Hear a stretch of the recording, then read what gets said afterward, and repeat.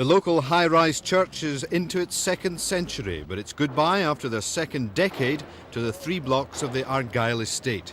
The way they were originally built was bad enough. What horrified Wandsworth Council was discovering that the repairs to strengthen them after the Ronan Point collapse weren't much better. Where floors and walls are supposed to meet, there are gaps through which fire could easily spread. Plates supposedly attaching the outside walls to the roof weren't always there.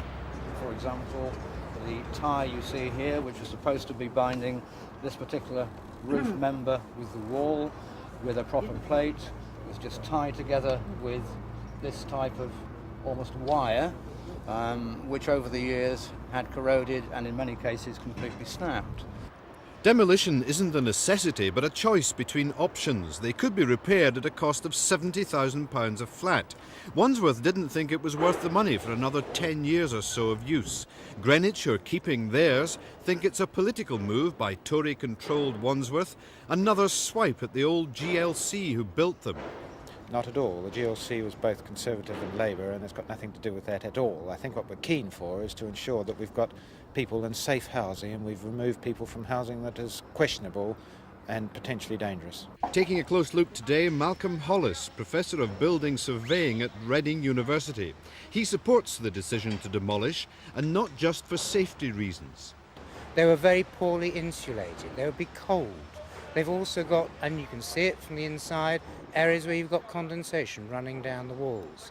There are other factors that you've got to consider, which is social factors. Here you've got buildings which are not the way people want to live these days. You can repair them at a very high cost, but if you repair them, you've got to take into account the fact that it's only the repair which is going to be good. The areas you don't repair, the faults you don't see, will always be a long-term problem. Professor Hollis stresses existing buildings of this design are not dangerous, they're just bad economics.